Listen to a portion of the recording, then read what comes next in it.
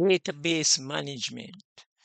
Database management is the use of a computer to efficiently store data, keeping the data current, manipulating the data based on the user's requirements, and then processing it.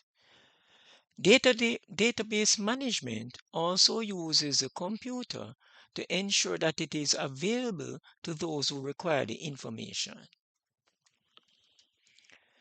Database management. We're looking at the database component. So a database is a section of the database management system that uses a computer or a computer system to organize and store data efficiently. A relational database is a database in which the data is organized and stored in one or more tables. The data can be accessed according to the relationships that are made with the different database tables. The relationships are important to reduce errors and enhance efficiency by eliminating data duplication. So a database has three main components, and these are a table, a field, and a record. So a table is an electronic storage of the related data, for example, a book or entity. A field contains data in the table's column, right? So the column is called a field in a database management system. It stores a category of information. And finally, a record is a data that is stored in a row in a database table. Tables. In a database, we use tables to store data about a specific topic. We can consider a table to be an electronic container to store data in a database. We can use tables to store data in a database, for example, at a hospital, a university, or a supermarket. The Microsoft website defines tables as a database object that stores all the data in a database. A popular database software is Microsoft Access. Okay, below is a table that is used in a Microsoft Access database. So here we have the table, and the table, as we said, consists of rows or records or columns or also called fields, right? So in this table, the first field, the name of the first field is customer code.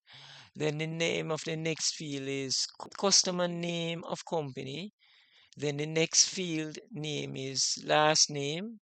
The next field name is first underscore name to represent the first name. Then we have title, address, city, rating, and our rating. We have our rating currently is from 1 to 3 in this table, and then we have the cost, right? So this is an example of a Microsoft Access table. Now we're looking at the different fields, right? So a column in a database is called a field, right? It represents a part of the record. So here we have this record where we have customer underscore code. This is the name of the field.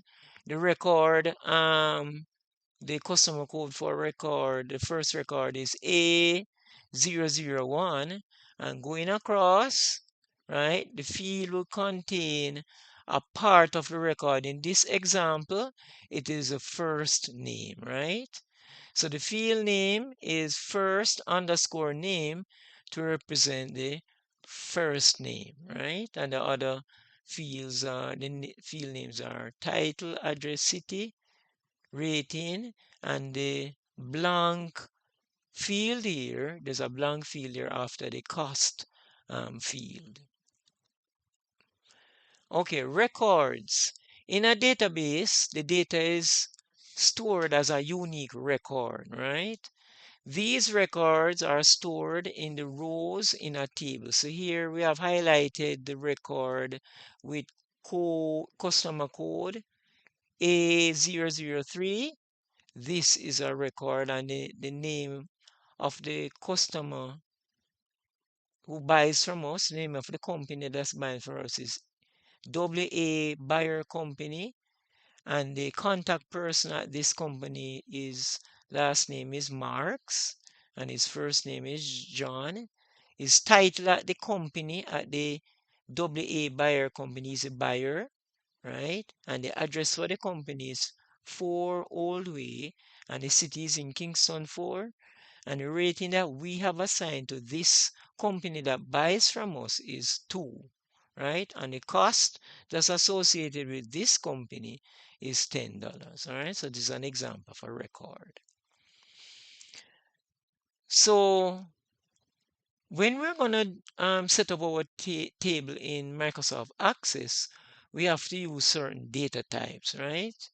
To use Microsoft Access, for each field that is a column, the data type has to be specified or selected, right?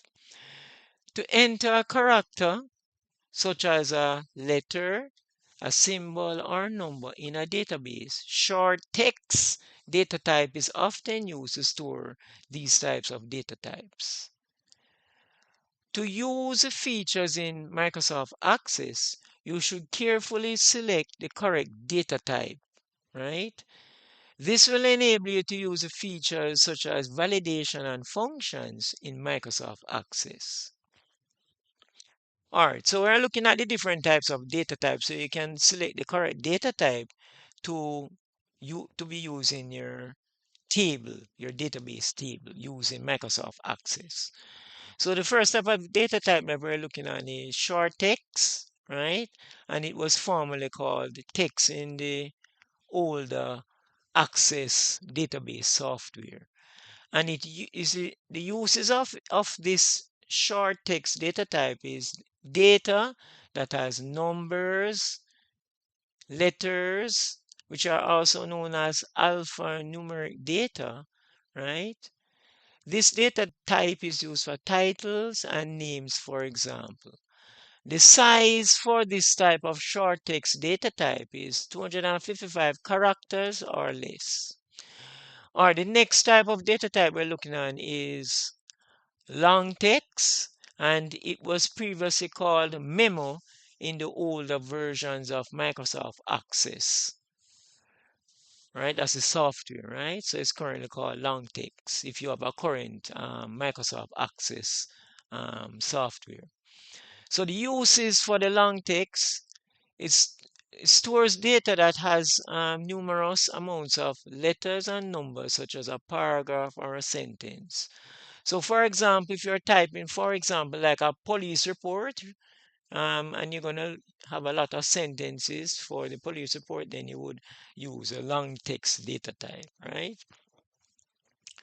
So according to the Microsoft Access website, this data type can hold up to 1 GB of data, and the abbreviation for gigabyte is G, capital B.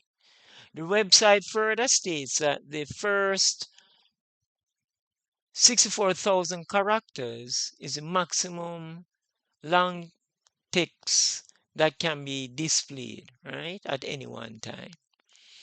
All right, the next data type that we're looking at is number, right? These are used to store numbers, right? Now, when you're using the data type number, you're only going to use it if you're going to be using the numbers to perform calculations, right? So we have come to the end of part 1 of 2 videos covering the topic database management using the Microsoft Access software. In the next video, we'll be continuing to show you the different types of data type. We'll be showing you the different uses of a calculated field in a Microsoft Access table. So we're looking forward to seeing you in the next video, part 2. Please take care until then. Bye. Thanks for watching the video, and don't forget to subscribe, hit the notification bell, like, comment, and share.